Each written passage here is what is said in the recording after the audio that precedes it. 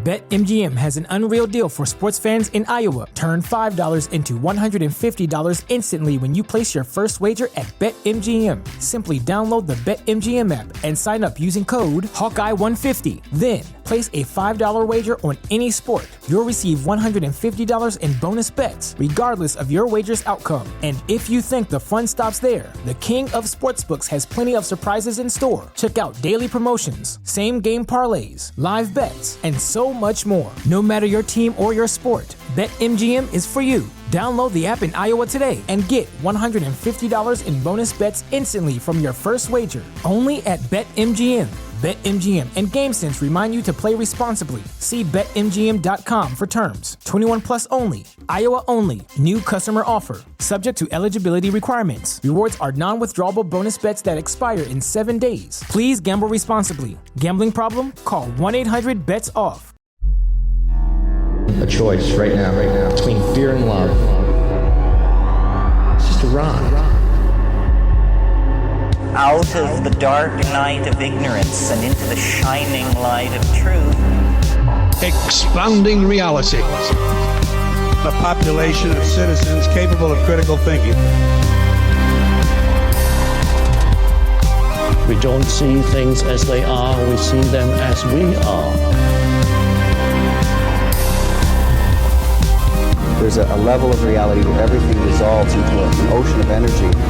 We empower our experience by insisting on our authenticity. That's very profound. Very. Expanding reality. Welcome to Expanding Reality. I am your host, Brandon Thomas. On this incredibly cool episode, Emily Trinkaus joins us to talk about big picture astrology, and we get to the bottom of my new moon time of the month thing, which is absolutely fascinating. Now, she is going to be located down below, as well as our creative expansion artist who joins us as well, Whitney Fox. To enjoy all of that, check the video version linked down in the show description, as well as the transcript. Not for the art, obviously, if you'd just like to read along. That is linked for free down below. And if you want to come join our Patreon Hangouts, check out the link located down there as well that reads as such. Now, also want to mention our Expanding Reality Excursions Befriending Bigfoot event. This is our first one. We're very excited about it, taking place May 15th through the 20th in beautiful Blairsville, Georgia, on a 27-acre farm out there called Sugarboo Farms. You guys check out the website at least just so you can see the pictures of this damn place. This intimate conference will feature Bigfoot adventure hikes in 3 different states, river kayaking, nightly presentations from such incredible presenters as Alexander Petikoff, Chris Matthew, Dave Zed, and Preston Dennett, just to name a few. Along with that, we're going to be doing some UFO watching and jam sessions in the evening, so come hang out with us, guys. Check out expandingrealitypodcast.com/events for more on that. And that is another announcement. Expandingrealitypodcast.com is back up and running. We have our 3 different expansion projects on there, the show, the publishing, and the events recently added. So go check it out, guys. Cam Kari, shout out for that. He did an amazing job on that. If you guys need a website, hit him up. He's located at the bottom of the website. I'm also going to link him below in the show notes titled Website Master there. Go check it out, guys. expandingrealitypodcast.com.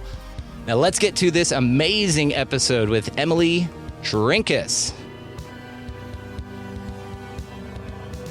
Welcome to the show, Emily Trinkaus. We'll call her Trinkaus, but Emily Trinkaus, it's nice to see you. And wanted to mention that we have the great and powerful Whitney Fox joining us for our Creative Expansion live art series that we're doing here. Now, all the ways to find both ladies will be located down in the show description. You can find Whitney's art at the link down there, her website, and she's just got some amazing things going on. She's part of our Creative Expansion artists, and we're grateful for her for hanging out. So we'll be able to tell you what's going on with this piece, whenever we're finished with the episode here upon release, but just wanted to thank her for hanging out and her energetic contribution to the kinetic learners such as myself for just brightening this beautiful thing up. Look at that. Happy to be here. Love it. Thank you, Whitney. And Emily, so cool to see you. You and I have spoken. I've got a link in the Patreon, which will be located down below. It's a link over to your Substack, which features our conversation where you as a host just caught me in an awesome time with your energy, and you have amazing way of pulling out just the realness in your guests, you know, and I'm tearful by the end of it and in parts. And I mean, it was just incredible. So thank you for your energy. I had to get you over here.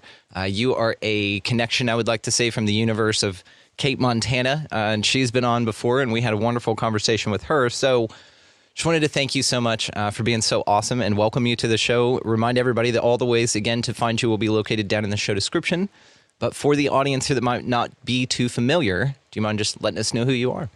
Yeah, well, first of all, thank you, Brandon. It is an honor to be on your podcast. I'm a huge fan. I love that you expand our reality and have definitely blown my mind on many occasions. I appreciate that. Come on. And yeah, I'm a professional astrologer. I've been doing astrology professionally since 1999. So I'm coming into my 25th year. And I also have a background in energy medicine. I studied polarity therapy and body talk and Reiki and reflexology and herbalism and flower essences. So I don't practice energy medicine anymore, but it's very much a part of what I do as an astrologer. So I really approach astrology as a healing art. And then I also have a background as a writer. I led creative writing workshops and retreats for about 20 years. And I also do some art on my own. So I love that art is happening as we're talking. And I also really love supporting artists in their creativity, because as we know, making art, leading a creative life, there can be some challenges and struggles and resistance and all of that. So it's my absolute joy to support people to really bring out their creative gifts. So that's a little bit about me. Beautiful. That's a lot of it about you, and we're grateful for it. No, this is so cool. I have so many amazing questions for you here. And the first one would be, honestly, we're going to get to astrology, but I want to know what your detachment from energy work looked like. What was it, just a calling to move on, or was there something that just didn't sit right with you in the field that was the reason that you moved on? I'm just curious. Yeah, I think it was just kind of ready to move on. I started practicing. This is maybe early 2000s, and was doing it in conjunction with astrology. So I did straight up astrology readings and also did some energy healing sessions, and then also had a way of combining the astrology and energy work, which was actually really cool because astrology is a great kind of diagnostic tool to say, like, here are the issues, and then the energy work was helpful, I think, to help move some of the issues. But honestly, I think I got a little burnt out on client work. And I've gone through periods in my life where I've just not worked with clients at all and have focused instead on writing and teaching. I've been teaching astrology for over 20 years now, and I really love doing that. But I think there was something about doing the healing work that was just got me too kind of enmeshed, or it was challenging for me. So I stepped away from that. Okay, well, fair enough. And it's an honest answer, and I'm grateful for it. The astrology is fascinating. Now, I have done the show a little over 3 years now, and on most of this, all the topics we talk about are wild and all over the place, and we have some incredible people on, and everything just goes all over. Now, astrology has been one of those things in the phenomena, if you want to say that, one of those esoteric concepts. It's pretty gaslit, if you want, in the mainstream. But it's one of those things that's always caught my eye because it's been so fascinating in the reflections and results that I've seen. And especially now, my wife Mary is very into, she's taken Ksenia's class. She's already on the second thing. She's loving this. And so we're just immersed in these concepts. I learn about north nodes and midheavens and all kinds of stuff, right? So what's fascinating even more to that is the more I look into it and the more it surrounds and seems to find me in my life, like people like you, it seems to amplify its importance and its validity and its mystery still. So let's talk first about how you got into astrology personally, and then we're going to get really deep into this thing. Cool. Yeah. And I want to say, I think astrology is very distorted and diminished in terms of the mainstream and how it's presented. And I think that's purposeful because I think it's an incredibly powerful tool. And yes, my sense is that the 1%, the parasite class, they are using astrology all the way. There's a saying that millionaires don't use astrology, billionaires do, right? And no doubt they are using it. And And I'll also say something else I like to say is I don't believe in the same astrology you don't believe in. So because most people don't actually know what astrology is, or they think it's sun signs and horoscopes, yeah, of course that's ridiculous, right? And not to say there aren't some, well-written horoscopes, not to say that sun signs don't matter. They do, but that's one tiny part of what astrology is. So for me, I discovered astrology when I was 13. And there was a book called Linda Goodman's Sun Signs. I don't know if you came across that. I have it. I have a crazy story about that book, but go ahead. Okay, cool. Because actually a lot of people have crazy stories about that book. And this was for people who don't know it, this was really one of the first mainstream astrology that really brought astrology back into the mainstream. I think it must have come out in the 70s, maybe early 80s. Anyway, I read that when I was 13, and it was like the light turned on. It was just like, okay, suddenly everything makes sense. And I grew up in a very intellectual, atheistic, East Coast, non-woo. There it is. I know so many people who were woken up by that book, who were woken up to astrology by that book. Pretty cool. So, and for me, I think at the time, it was like a way to organize my reality, because I grew up in a very chaotic and unstable and crazy environment. And there was something very reassuring about being able to look at people in my life and just say, oh, it's not that there's something wrong with her. She's just an Aries, right? She's doing Aries. Oh, and here's my sister doing Capricorn, and here's me doing Virgo. And it gave some order to the chaos. And I think also helped me to accept myself and to accept other people. I think that's huge. And I think a lot of people are initially drawn to astrology because it seems to give you some element of control. So this, especially when it comes to anything predictive, oh, if I know what's going to happen, then I'll be safe. Or if I know if this person's going to be a good person, then I'll be safe, right? And I think instead, so I'll say, that was probably part of my attraction to it initially. But in retrospect, I think what astrology did for me initially was gave me a connection to something beyond the materialist paradigm that I was really steeped in. And at the time, I was still very much in that atheistic mindset, but I knew astrology worked. And I didn't know how it worked. I just knew that it worked. And I'm sure there's some very good scientific reason for it, but it worked. But I feel like that was this thread to the mystery, because one of the ways that I've described my journey with astrology is as an apprenticeship to the mystery. Because the more you get into it, and I'm sure you're having this experience and Mary's having this experience, the more you get into it, the more it fucking blows your mind. Dude. Like the more outrageous it is. And if astrology works, then the realm we live in is so mind-blowing and so mysterious and so wild. Like it has to shatter your, limited materialist paradigm. So anyway, so I got into astrology when I was 13, and it was like a secret passion, or my best friend and I were both really into it. So we would try to find out, if we had a crush on a boy, like when's his birthday, and do secret analyzing of everyone. And I was on this path to become an academic. I was always good at school. I love to learn. I love to teach. I love to write. So I thought, of course, I'm going to be a teacher. And I ended up in graduate school in a PhD program and realized this is not my beautiful life. And for all kinds of reasons, dropped out, got a master's, but dropped out. And then just was like, I don't know what the hell I'm doing. I landed in New York City, which was the place of my birth, and I actually returned there at my Saturn return. This was all very, divinely orchestrated.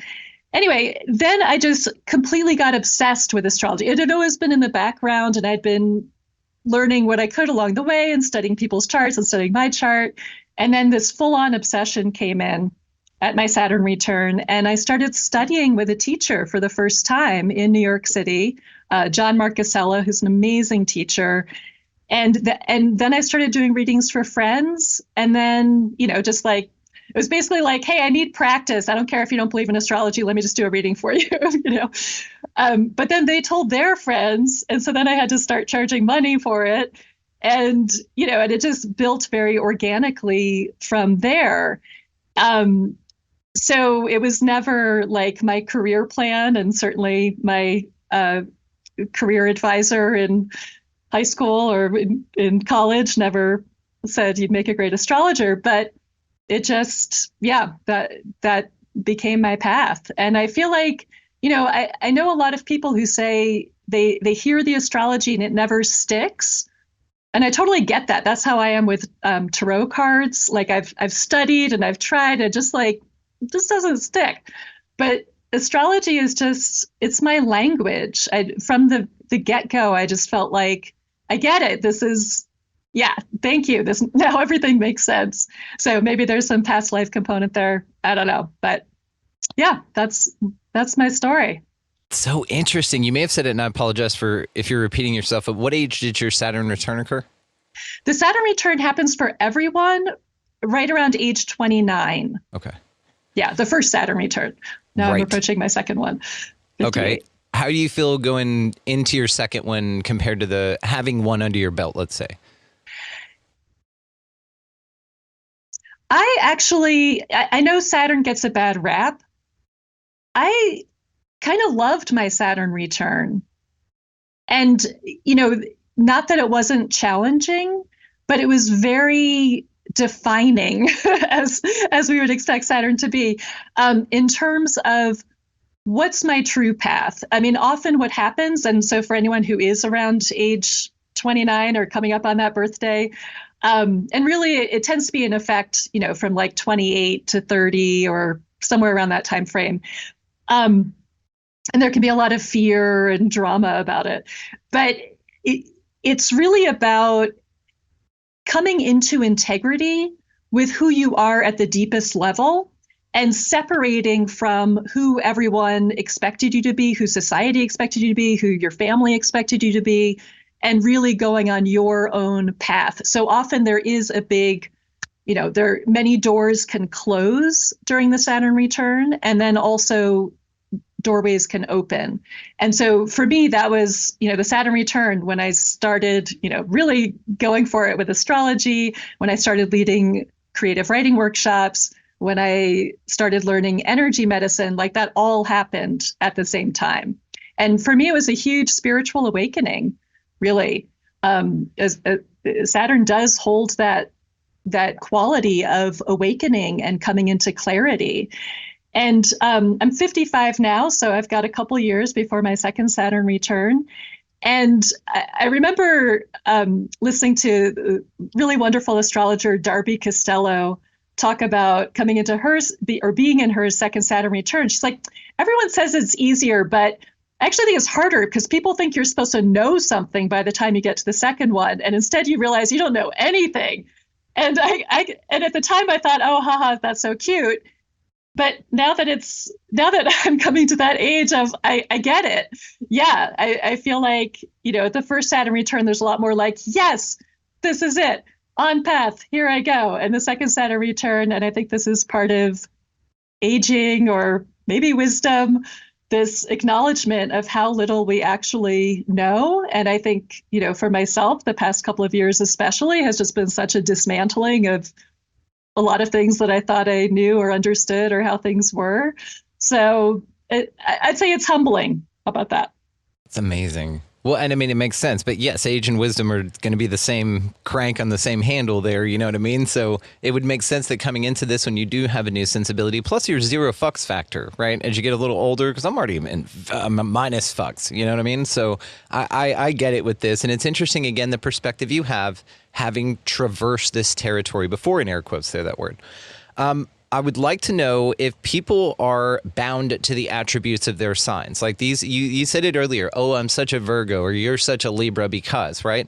But I've heard also things in astrology saying you're more like your rising sign than your moon, or that your rising sign is how you appear to everyone, your sun sign is how you feel you appear to everyone, right? Something like this. And so really you're embodying an expected quality, but it manifests itself in different ways, which is it sounds like part of the whole program because everyone does this. So it's really interesting. So just talk about, if you don't mind, people's ability to recognize, at least, transcending their attributes of their sign and not being pigeonholed into that. Yeah. Well, let me talk about the sort of first part of your question first, in terms of, these different parts of the chart. And just to say, as you know, as some people know, your birth chart includes all the planets, and so it is quite complicated. So in terms of, let's just start with the sun and moon, obviously two very important parts of the chart. There's an old idea that if you were born at night, if you were born with your sun below the horizon, that the moon is actually more powerful in your chart. So there are some people, some people who have night charts who relate more to their moon than to their sun. One of the sort of annoying, but maybe also fun things about astrology is that there are so many different ways that people interpret astrology. So I go with the idea, and this has felt true for me, that the rising sign, like you said, that's how we present ourselves to the world, people's first impression of us. I heard another astrologer say this, I don't remember who it was, or I would give her credit, but who said our rising sign is the personality we developed in order to survive our childhood. Damn. And then that the sun is like the light of our true self, and that the sun is more of a process of becoming. So this is part of the distortion of, oh, you're a Capricorn, so you're a, social climber, or whatever. And there's a lot of distortions around each of the signs. That's certainly one of them.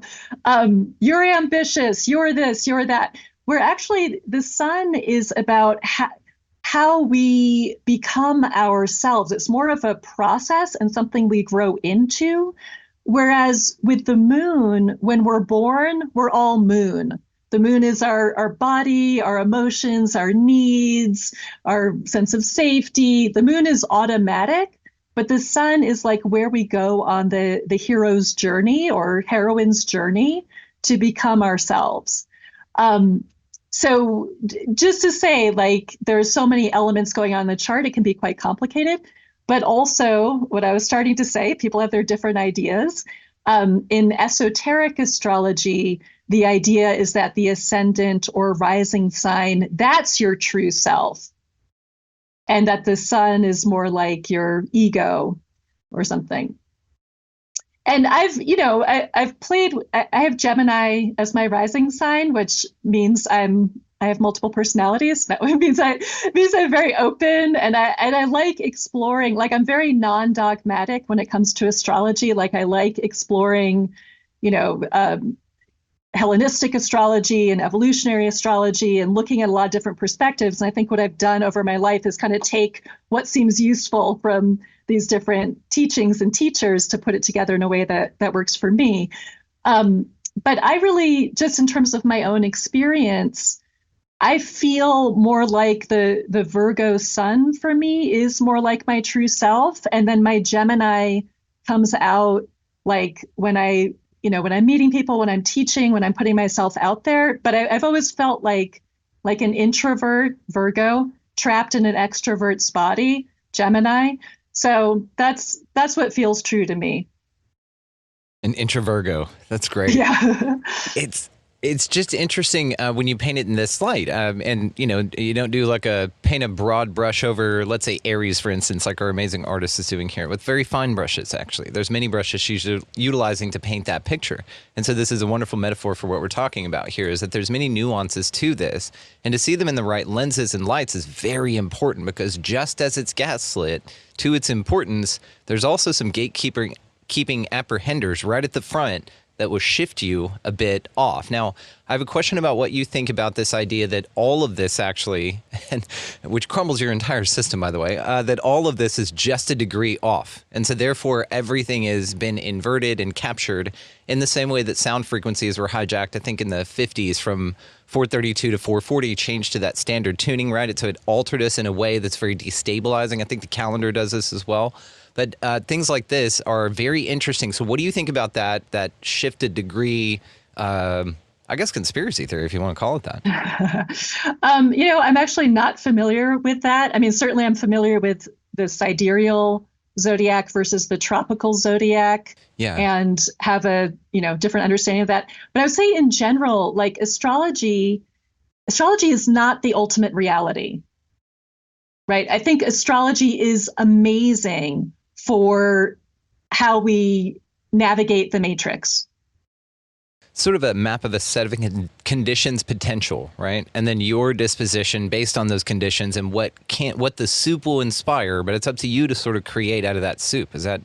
That's how I like to think about it. And, the astrologer Rick Levine said, we ultimately can't know whether there is free will, but I think it's a good idea to operate as if that's true, right? So that's what I'm going with. Because ultimately, I don't know, I can think like I'm creating it. It's my idea. It's my will. And maybe it was all fated ahead of time. Who knows? But I'm certainly going to operate as if I have free will. And yeah, the way I like to think about it is that the astrology chart, which is basically, what were the energies that were present at your time of birth, and that we're an embodiment of that energetic mirror, of this specific frequency that is never to be repeated, right? Like your birth chart is based on your exact time and place of birth. So unless someone else was born in that exact place at that exact time, no one else has that chart. So you have this unique expression of these frequencies. And I don't see anything in astrology as good or bad. I think that's part of the distortion. I think that's a very useless way of looking at it. It's energy, right? Or we could think about it as weather also in terms of the current, it's raining. Oh, that's terrible if you want to go on a picnic, but that's great if you want to water your garden. It's just what's happening.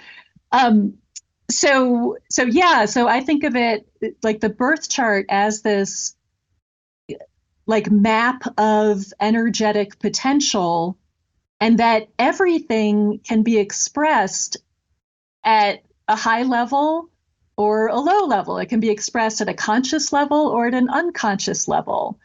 And I think the more that we understand our charts, the more we're aware of what those energies, which energies are present, that helps us bring more awareness to ourselves and helps us utilize those energies in more positive ways. So it's kind of like, with genetic material, and there are the people who say like, oh, your genes determine everything, and oh, you're born with the cancer gene, so we're going to cut off your breasts or whatever, And some people look at astrology that way too, like, oh, you've got Venus square Pluto, you'll never have love in your life, give it up right now. Whereas I don't see health that way. I don't see the chart that way. I think astrology is more useful for telling you what are those subconscious patterns that are blocking you. What sort of uncovering our ways that we think this is just how it is, right, within ourselves, and then seeing like, oh, that's just, let me actually step back from my patterns and get this higher perspective, which I think is part of what astrology is great at. Like, if we're looking at a chart, if we're looking at the map of the psyche, then I'm over here looking at it. So there's a part of me that can detach and observe and get, maybe a neutral, higher perspective to be able to see, oh, okay, oh, this could be different. So yeah, that's how I see astrology being utilized at the, higher, more productive level, more empowering level. Do you think that astrology is the biggest clue to that we are absolutely living in a matrix here, a simulated reality? It could be. I mean, because essentially astrology is a science of time, right? And it can be so literal. And I'm sure you're having this experience too as you get more into it, where it's just ridiculous. It's laughable. So there's something. Well, I like. I imagine maybe Crow 777. I love Crow. He's been on Time, and then he was on our 200th awesome. episode. We love Crow. Yeah. Awesome. So how he calls it the sky clock. And I think that's perfect, right? Because it's just telling us what time it is. And the fact that there is a sky clock, the fact that there is something telling us what time it is, means that there is divine order. There is, and what we extrapolate from that, I don't know, but it seems like there is orchestration here. We're not in this random, chaotic. No, if you study astrology at all, you see that there is order. There is divine order. It's just really interesting when you start to look at this, the way that, again, if you get past the gatekeepers and all that kind of stuff and you really start taking interesting looks at it, there's books written on these and they're fairly consistent as far as the attributes go. Now, what's interesting about that is that there are consistent attributes, right? That this is a sky clock, as it were. Again, we can absolutely have the conversation about if we're a ball hurtling through space, why does it stay the same? And we can have that conversation, which I love. But for now, though, let's just say that it's interesting that there seems to be a set of factors, a set of algorithms available to each of us, and they're in threes, right? Your sun, your rising, and your moon. Now, at this time, these things are focused in a Trinity-focused type area that whenever you're born, a stamp is created. A new entity has been minted that no other will ever replace and duplicate, right?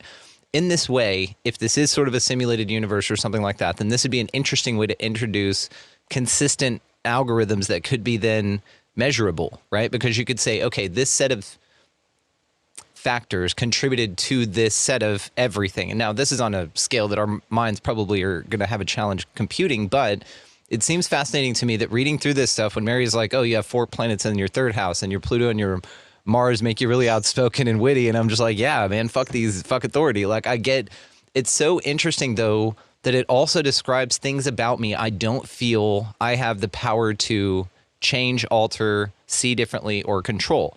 So this is where I think the argument of free will comes in, because the more you study astrology, you're starting to sit here going, hang on, I'm exactly like this. And whenever now we're comparing charts to like mine, for instance, Mary's doing this for damn sure. She's collecting her list on her chart site is just long, and she flips between. She's like, look at this and this and this. And having to do with planets below the horizon, above the horizon, attributes we see in people, what she's seeing in the chart, and how it amazingly reflects the things around us. So it's like, it can be predicted almost. Like you could almost like create the Antichrist with the right set of soup, the right material. If you knew when to exactly to the second have that baby with this set of conditions, maybe then you could force it into situations that you knew it would predictably react in, and then create this like super soldier army of crazy nuts in this amazing way. Or, it could come out in some very fascinating ways, right? I mean, I don't mean to go dark on it, but what I'm saying is that there's potential here for it to be sort of predicted, Yes and no. Yes and no. Because on the one hand, we can think about astrology as a natural science, in the sense that we can observe, oh, Mercury is retrograde, so you could expect these things to happen. Well, let me look and see if those things happen. Yep, there they are. Or, Virgos are like this. Well, let me look at that. Let me see if that's true. It's a natural science. However, I don't think you can look at a chart and say this person's going to be the Antichrist or this person's going to be like the most enlightened person possible. And often the really extreme charts, there are certainly charts with like, oh my God, there's, they've got the Grand Cross and all these hard angles and Pluto and blah. And you say like, damn, that's a killer chart. What makes the biggest difference is what level of consciousness that soul is coming in with. So the level of consciousness with which they are expressing those energies. When you look at a super gnarly chart, there's a lot of power there, and you don't know what direction that's going to go in. It all depends on that soul's level of consciousness. So I think that's the kind of X factor here. And, when it comes to prediction, of course, we're talking about two different things, or there's two main things in astrology. One is the birth chart, and can we predict what kind of person this will be? And then there's what are the current influences, and can we predict what's going to happen?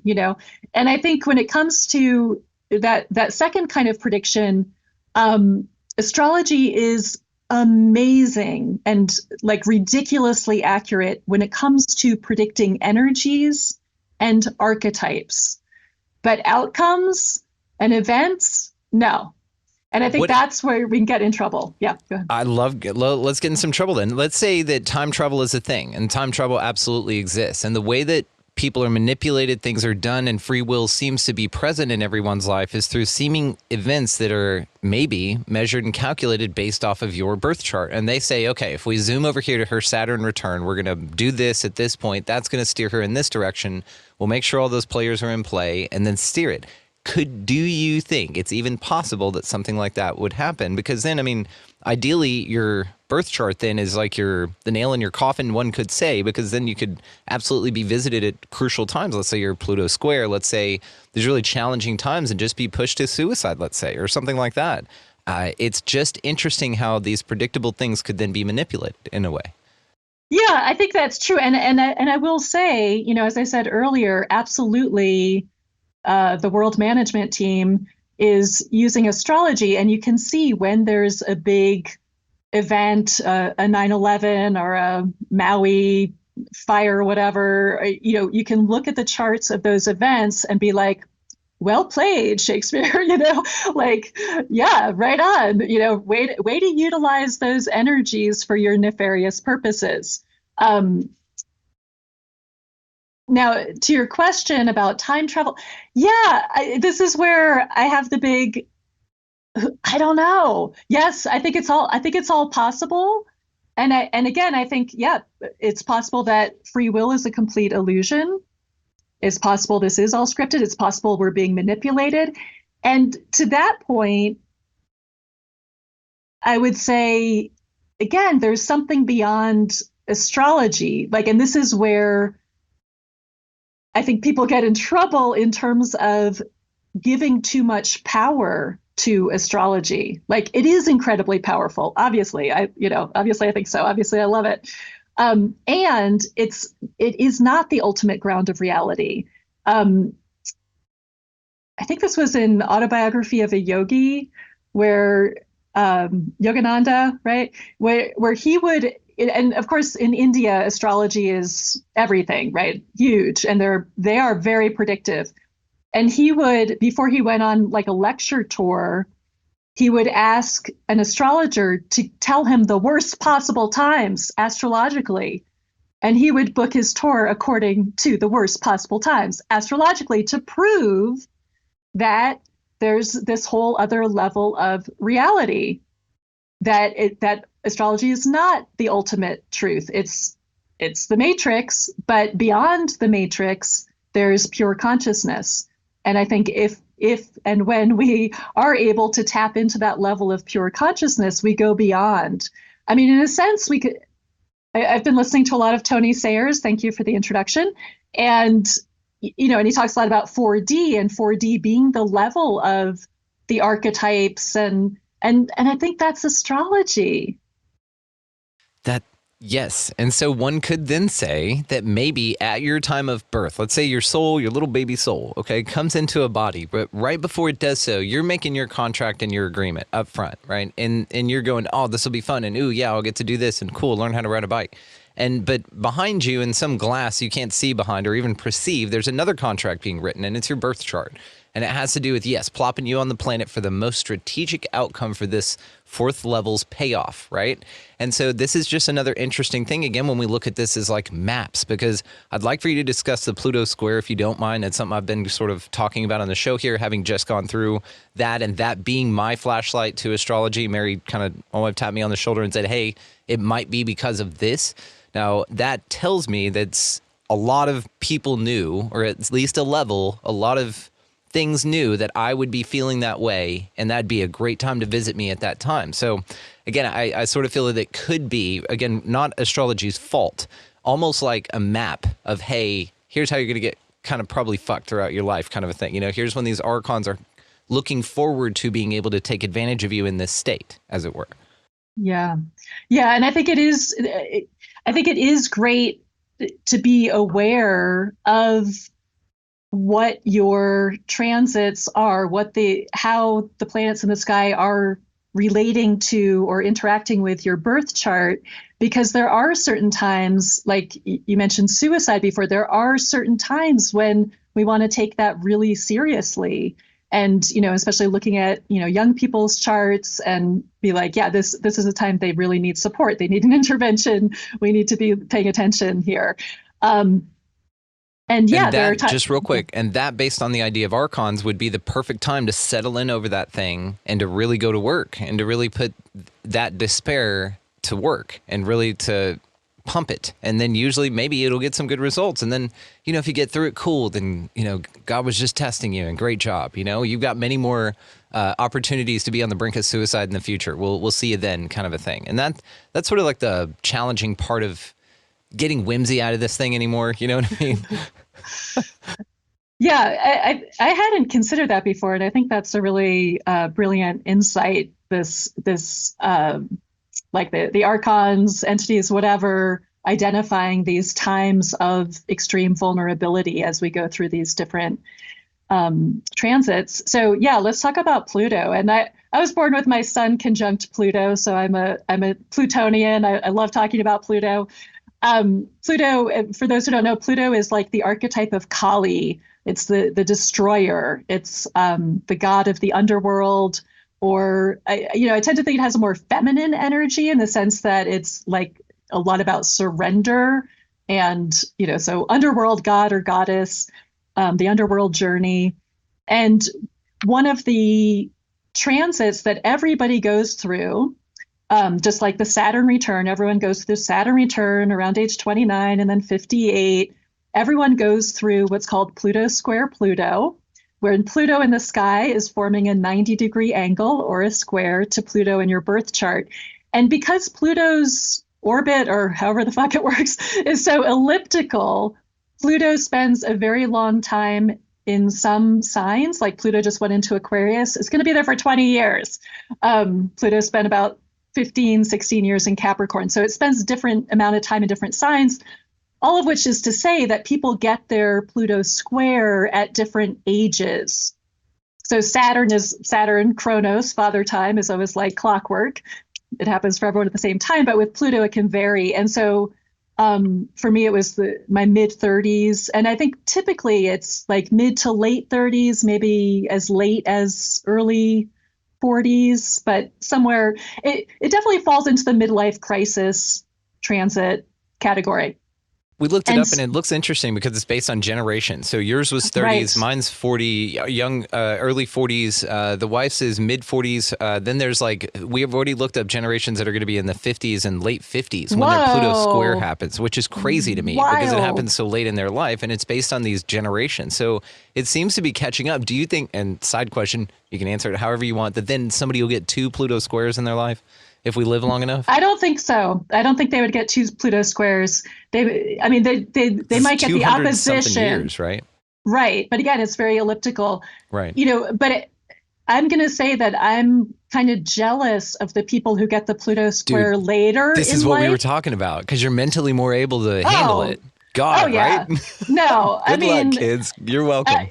No, any Pluto transit is really hard. Like when I look back to my mid 30s and because my sun is conjunct Pluto and I've got 2 other planets there too, and Pluto was also opposite my ascendant. Anyway, it was like Pluto hell for years. And, my younger self was not in the best place to work with that, and as I see older people who are going through other Pluto transits and they're like having fun with it and they're on fire with it, I'm like, Damn. Fuck you. Yeah. I love you, but fuck you. It's like people who have kids later in life. They seem to have an easier time with it because they're just chill. Again, I think it has to do with your fucks factor. I think you give a lot of fucks, and so there's a ton of resistance in you. And then that sort of gets whittled down by the reality of time. Okay, and you said the key word here, which is resistance. So in talking about the Pluto square Pluto, this is a real confrontation with your deepest, darkest, most fearful. Is confrontation with your shadow would be one way to say it.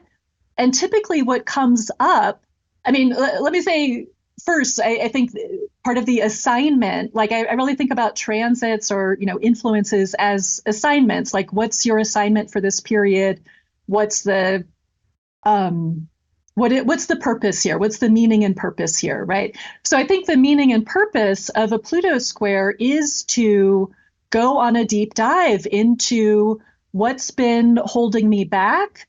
What is the part of myself I'm hiding? And, we typically think about shadow and think like, oh, I don't want people to see how bad I am or what's wrong with me. But there's also our greatness. And, as Marianne Williamson famously said, like, it's not, what we're most afraid of is our power, essentially. Right. And Pluto is ultimately about power. Pluto in Greek means treasure or riches. So it's the idea that if we're willing to go on the underworld journey and dive in deep enough, we're going to get to the gold. But the process of getting to the gold is really painful, and it's a dismantling. So the Pluto square it's a dismantling of who we are not. And, Pluto can have a lot to do with our values and how we're expressing our values or living our values. So we're confronted with like, am I really ultimately, am I being myself? Am I being authentic? And part of the gold that Pluto is trying to get to is our core vitality. This is ultimately a process of regeneration, death and rebirth. And we go on the underworld journey so we can shed, we can think of the snake as a symbol for Pluto. We can think of the phoenix, burn it all down and rise from the ashes, which is probably more appropriate to how we feel going on a Pluto journey. Right. So it's a lot of the process is surrendering what we're not. And often I think a lot of the discomfort, that might be a gentle word, of the Pluto process is that we have to let go without knowing what's going to replace it. And I think the reason this is so hard, or one of the reasons this is so hard, is because of the cultural context where we're supposed to have all the answers. We're supposed to have the 5-year plan. We're supposed to always keep moving forward, but the Plutonian process is an undoing. It's a dismantling. It's a peeling away the layers of the onion and getting to, okay, what have I been hiding? And not only, needing to, this is a time when we need to come to terms with our shame and our trauma and our guilt, and ideally have at least one person we can speak with honestly about that. But it's also a time where we have to come to terms with the greatness in ourselves that we're hiding and that we're afraid of and that we're not expressing. So yeah, pretty transformational time. And because Pluto moves so slowly, this process lasts for about 3 years. Yes. It is you nailed it here. That's one of the most beautiful explanations I've ever heard of this. It's one of those. And it was that, plus I had a Saturn square and a Uranus square at the same time. And so it was that. So astrologer Ksenia, God bless her, she was like, look, it's not the worst chart I've ever seen, but it's very high on the list. I was like, awesome. Well, see, that's the thing. If you're getting the Pluto square in your early 40s, then it's combining with the Uranus opposition. Yeah, that one. Right, which is late 30s, early 40s. And that's the classic midlife crisis transit. So that's, you get all, ambitious soul, you want to power through it all in a couple of years and get her done. Yeah, we're doing good. It did dim the light. I'll say that. I'm doing my best to get it cranked back up, but I don't see this place the same. I really don't. And that's not to my detriment. Like, I'm not upset about it. It's just kind of a bummer in a way that I had a lot of whimsy I feel like I lost in the shedding, I completely relate to that. And one of the ways that I think about the Pluto square is a loss of innocence. Yeah, there a you loss go. of innocence. Yeah. And there's like a leaving home quality, and you're not coming back. You're not going Yeah. back to where you were. And that can be really devastating. And that was my experience in it wasn't my Pluto square Pluto, but another massive Pluto transit where I felt like I had a real confrontation with evil, which, kind of up close and personal, which I hadn't wanted to acknowledge was real or was real in my reality. Like, sure, maybe there's some evil out there, but I'm creating my beautiful, and this is, coming back to, Pluto as a force beyond the ego's control. So Pluto is an outer planet, a transpersonal planet. And this is where surrender comes in, where it's like, if we're holding on, like, hell no, if the resistance is going to come in. And the more we hold on to, like, no, I'm not letting go of this, or I'm not going to let go of this until you give me something to no. And Pluto's like, ha, ha, ha, ha, ha, ha. Okay, well, let's just burn the whole house down then, just showing us how puny we are in some sense, which I think is like a phase of humbling as a prerequisite to coming into more of our power. Because I would say, on one level, I think Pluto is ultimately about power, but it's not the power of little me. It's the power of surrendering to something bigger coming through me, not the nefarious entities or the archons, but like being so in alignment with who I am at the deepest level that I'm like this, I'm a force, versus like I'm trying to wrestle reality to be what I think it should be or how it's supposed to look like, so it's very, I'd say humbling. Yeah, it is. And what I encountered was this, it was this instant epiphany of like, holy shit, I've been fooled this whole time. That's what I felt like. And so it was me looking at myself like, how stupid, like, how could you be that dumb, kind of a thing. Like, it was obvious, it's right in front of you the whole time. And this is, and that's what it was. So it was like a lot of punishment of self, in that time, a lot of like, how could you be so, because it's so clear, right? And so there was that. And so it just bugs me that it feels like, again, just sort of the conversation we're having at a level here, as I hover and glance at it from this one perspective, I can say that it seems like, well, then it blows that you need to be kind of led down a certain avenue only to have it all crumble deliberately because you all go through this.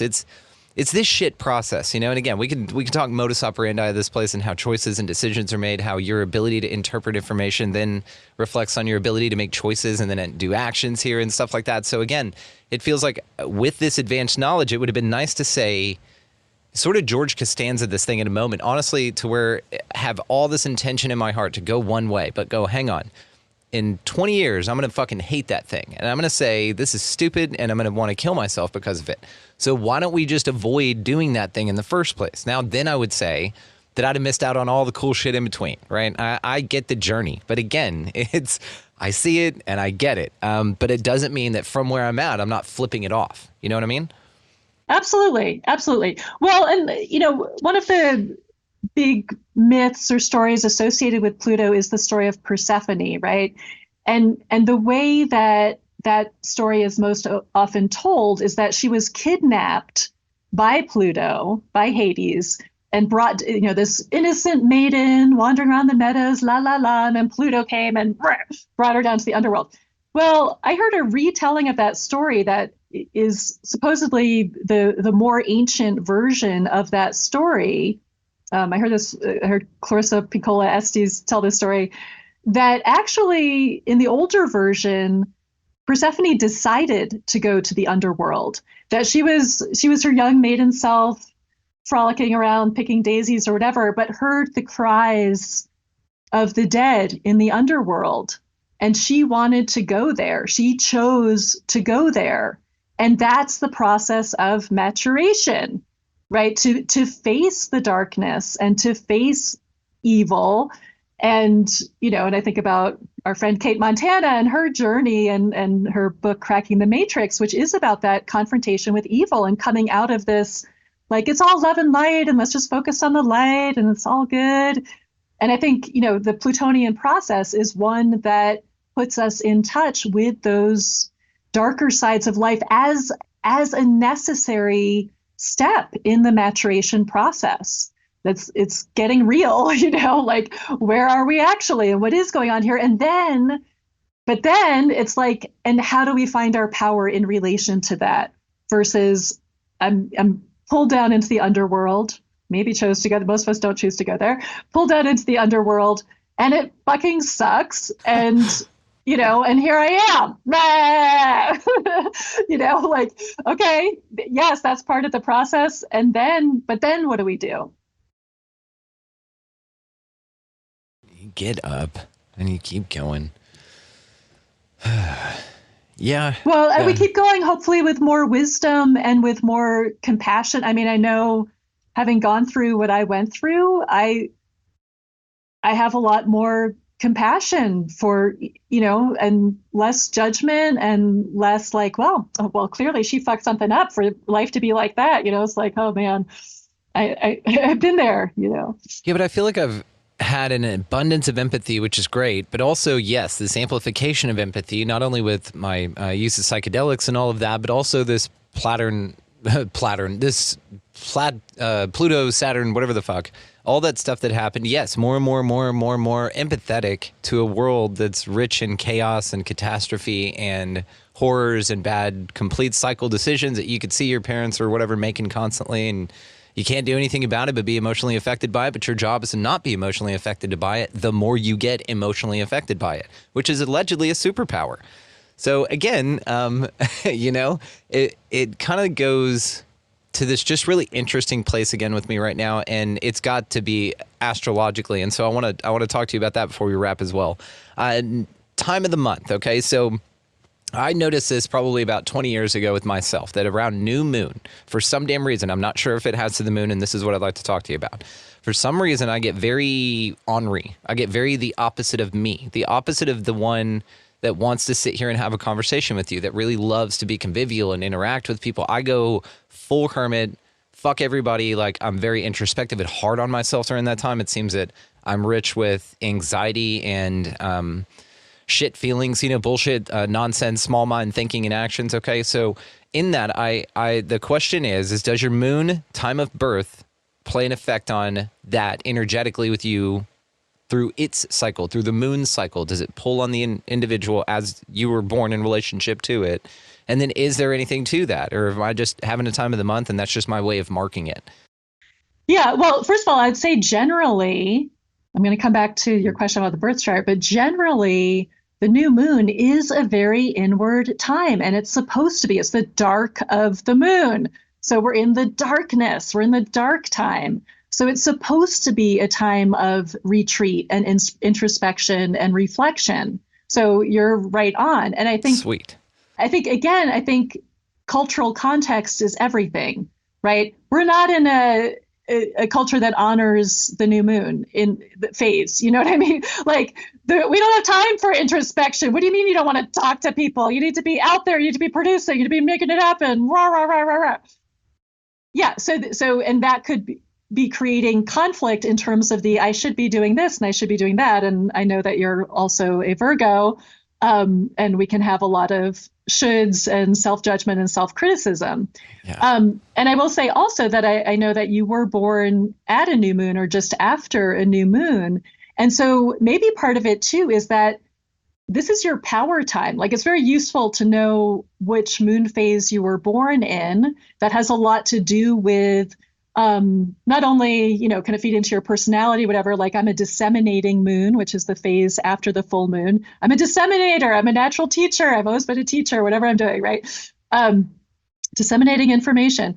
But also, if you know which phase you were born in, you really want to honor that phase as your power time. And so maybe part of the like, fuck you, I don't want to talk to anyone is because like, that this is your time to be creating and to really be like tuning in deeply to yourself. Because new moon people, the new moon babies, you're the visionaries. You've got a vision, and you're someone who has to keep reinventing yourself. There's a lot of good energy for you in starting new things. Right? Again, culture doesn't like that. You're supposed to decide what you're going to do and do it. Be that. Who are you going to be? Okay, be that person for the next 50 years. New moon people are like, I got to keep reinventing, and the way you do that is by going in and having that deep time with yourself. It's fascinating because this past time, I remember I texted you about this, and I think we rescheduled something because of my whatever. And so it's a time where I've marked it in my calendar for the rest of the year. The day of, day before, day after, I'm not scheduling anything. I'm not doing guest appearances. I'm not going anywhere. I'm not doing anything. I'm spending time on the journals and creativity and stuff like that. I've got the next version of Mindful Expansion that I'm working on now, and it's on the drawing board. It's beautiful. And it's taken a lot of focus and energy. And so I've taken that energy and just placed it into that block of time and said, okay, here's all I'm going to do with this. Now, when you texted me and said it's my power time of the month, I've been really rewriting that as a mantra in my head going through this. But I'll be honest with you, this whole last one was really, really fucking rough. And I struggled through the creativity. I didn't feel like doing anything, which pissed me off even more. I didn't feel powerful at all. And so this is the fascinating part about treating it as if it's my power time of the month, that I didn't feel power. It's the least powerful I feel. You know what I mean? So it's fascinating that and so therefore, again, it's this mind fuck of, okay, cool. Yeah, here's your power time of the month, buddy. Here's that time you can get anything done you want, but you will instantly be zapped of all motivation and give a fucks and love of any of it. And so it's this, again, juxtaposed sort of energetic guarantee that the universe has that once a month you're going to be expected to, or have the ability to, at a level you're unable to reach, this incredible potential that you just can't fucking get to, because we've also grabbed a big old stack of whatever and slapped it on you at the same time. This is what it feels like. And so this, like, here you go, but fuck you at the same, it's an interesting thing that I'm very much looking forward to transcending if it's what's happening. I'm looking forward to at least not feeling that that's what's occurring. Mm-hmm. Well, I'd also say that it could be, as a new moon person, you're very sensitive to whatever that particular new, the energetics of that particular new moon, you're feeling them more strongly. I mean, and being a Virgo with a Libra moon, like that is, super spidey sense, like very tuned in. And this past new moon was pretty extreme that we just had. So it might be that you're just really, feeling all, not just the sun and moon, but feeling the whole energetics of that new moon, whatever all the other planets are doing as well. Yeah. Well, yes, possibly that's what's going on. And thank you for this. It's fascinating and interesting. And again, the more I look into astrology, the more fascinated I am by it. She'll say, oh, this person, whatever. And then we'll confirm it with the person that like their dad died at a young age because this is in that house. It's insane the way this. It's insane. It's like, it's what insane. The fuck? So people look into it. Check Emily down in the show description as well. Want to touch in with our artist here. Whitney is doing an amazing job painting some areas. Look at that. That's absolutely beautiful. How cool is this, everybody? And she is also going to be linked down below. We're not done yet. I just wanted to hop in and say hi. God, she's doing cool. But yeah, so I also wanted to tell you an interesting story, and then I'm going to let you get the last word about this. Linda Goodman's Sun Signs, okay? Now, this book I bought in a used bookstore probably over 20 years ago. I've only glanced in it and just thought it was really cool and wanted to have it. Now, this thing used to sit under my computer to prop it up because it's got a good height to it. It's got a good thickness, and so I'd have it right here. I thought it was cool vibes anyway. And so I did that. Now, for the audience's sake here, video version, you might want to check this out for this. But this book, the specific item I am holding in my hand, plays a far more important role in this show in particular. This book has actually been heard in every single episode I've released with an intro song. Now, the reason is because I created the intro song for the show, okay? All the music and all that kind of stuff. I did all of that, but there was a part where I wanted the rhythm to drive a little bit, and I couldn't get it in a sound that I was using. I just couldn't find it, right? So I had my microphone on here. I took this very book, stuffed it in my pants, and played it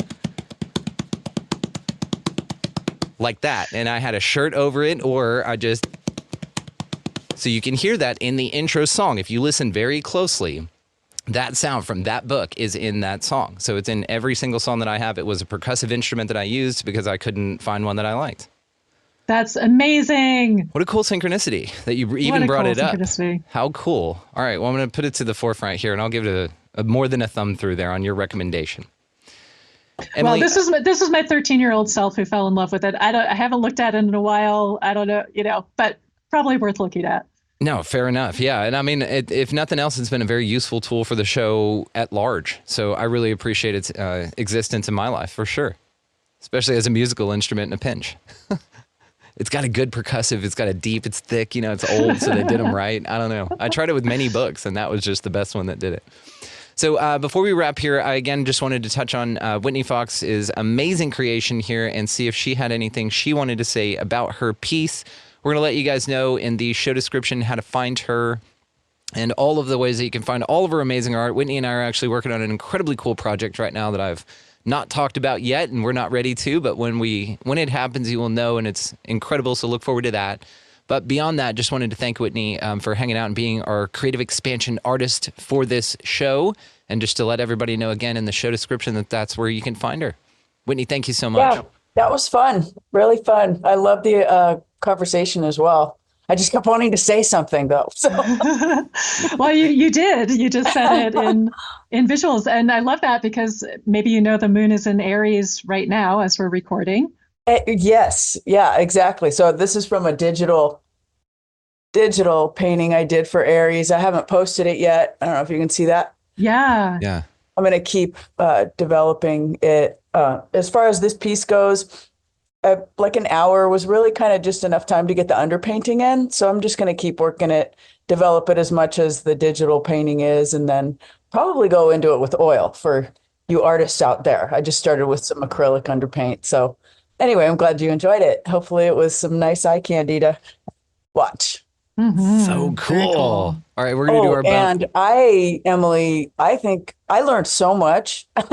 So I'm going to look into your services and not only a chart, but maybe, you teach classes, because I've always been fascinated with astrology, always, from really, really young. Just something there, one of the whys to my parents, like, why does this happen with astrology? Why, So anyway, fascinating. Cool. Yeah, I love that. It sounds like you know your shit, dude. So she really does. And she's just a ray of sunshine too. Look at that. She didn't stop smiling. She's just a beautiful light that's shining out here with these amazing answers and insights. And yeah, we're grateful. So definitely.